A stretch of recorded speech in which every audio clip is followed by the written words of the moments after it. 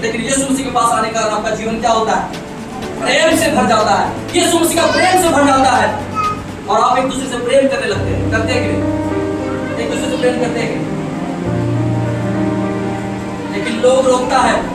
तीसरे लोग रोकते हैं कि नहीं, तुम वहां नहीं जा सकते, क्योंकि जैसे नर की वो है, जैसे वो बुराई में जी रहे हैं, गंगाई में जी रहे हैं, उसी तरह चाहते समाज में वैसा ही हो। हालेलुया। लेकिन यीशु मसीह का आज्ञा कौन माना? ये अंधा क्या बोला? अंधा को क्या बोला? जा जा सीलों के कुंड में। यीशु मसीह कहता आ, जो प्यासा हो वो मेरे पास आए। ये सब परिश्रम करने वाले दोस्त तो लोग मेरे पास आओ, मैं तुम्हें शांति और विश्राम दूंगा। हालेलुया। जानते हैं विश्राम छिन जाता है। बड़े से बड़े पैसा वाला क्या है जीवन में, जब श्राप चला आता है वो अभी अपने घमंड में, अपने ताकत के जोश में, अपने पैसे के घमंड में, अपने जवानी के जोश में, अपने ग्रुप के जोश में, अपने पीछे 50 आदमी, 100 आदमी, 500 आदमी है, उस जोश में अधर्म करने से वो डरता नहीं है। लेकिन एक वक्त आएगा जब कोई उसके साथ खड़ा नहीं रहेगा, उसका शरीर उसके साथ नहीं रहेगा, उसका शरीर जवाब देगा। उस समय वो देखेगा कि मैंने उस समय जो कमाया, उस समय जो किया, उस समय मैं नहीं डरा, मुझे किसी बात का परवाह नहीं हुआ, किसी का भय नहीं लगा। लेकिन एक समय वही अधर्म, पाप श्राप में बदल जाएगा और अपने आंखों से अपने आने वाले वंश को, अपने परिवार के लोगों को, अपने लोगों को, अपने बिजनेस को, अपने सारे शांति को बिखरते उजड़ते देखेगा। उस समय वो दांत पीसेगा, रोएगा, मैंने ऐसा क्या किया। मैंने ऐसे लोगों को देखा है, बुढ़ापा में बहुत दुख सहते, बहुत दुख। जवान बच्चे मर रहे हैं, घर की बच्चियां भाग जा रही है, बहुएं घर पति बेटा को छोड़ के चला जा रहा है, बिजनेस लॉस हो रहा है, जमीन दूसरा आप ले रहा है। उनसे पूछता अपने विषय बताइए, वो अपने विषय बताने से शर्माते, लजाते और छुपाते। हालेलुया। कि मैंने जवानी के दिन में बहुत सारा धर्म के बातों को किया, लेकिन परमेश्वर सब देखता है, उससे कुछ छुपावा। वो न्याय करेगा, क्योंकि वो न्याय करता है। वो न्याय तो करेगा जरूर, हर एक का न्याय करेगा। जो आप बोए हैं उसे आपको काटना होगा। बाइबल कहती है जो आप बोए हैं उसे आपको ही काटना होगा।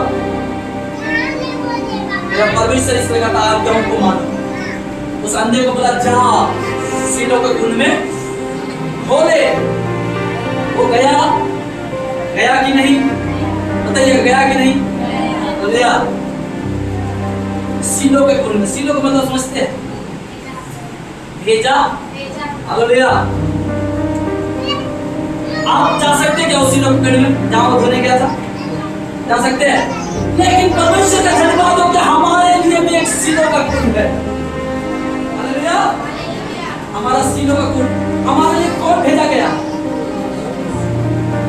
हमारे लिए किसी को भेजा है परमेश्वर ने। किसको? यीशु मसीह को। हालेलुया। बोले यीशु मसीह को। वो हमारा सीलों का कुंड है। हालेलुया। बगल वाले बहन से बोलिए उनके, यीशु मसीह हमारा सीलों का कुंड है। अपने पाप को उसमें धो लो, अपने बीमारियों को उसमें धो लो, अपनी चिंताओं को धो लो। हालेलुया। हमारा सीलों का कुंड है, वो भेजा हुआ है। बाइबल कहती है कि परमेश्वर ने उसे भेजा पूरे मानव जाति के लिए, हमारे और आपके लिए क्रूस पर बलिदान हुई। कई लोग बोलते हैं परमेश्वर होता, यीशु मसीह प्रभु होता, भगवान होता तो अपने को बचा लेता। अरे भाई, वो मरने आया था, बचाने थोड़ी आया था अपने को। लेकिन तुम जानो वो मरने ही केवल नहीं आया था, बल्कि मर कर दुनिया को अपने आप को तीसरे दिन जी उठाकर प्रकट करने आया कि मैं ही जीवन और मृत्यु का स्वामी हूं। हालेलुया। तीसरे दिन जी उठा और दुनिया को ऊपर साबित किया कि मैं ही परम प्रधान और जीवन और मृत्यु का स्वामी हूं। हालेलुया। मर कर जी उठा और उसके लहू के द्वारा हमारा पाप क्षमा हुआ। हालेलुया। वो हमारा सीलों का कुंड यीशु मसीह भेजा हुआ हमारे साथ साथ रहा। हालेलुया। हमें किसी कुंड में जाने की जरूरत, क्योंकि मेरा यीशु हमारे साथ है। मेरा सीलों का हालेलुया। कितना लोग विश्वास करते हैं बिना सीखों को हमारे साथ रहता है।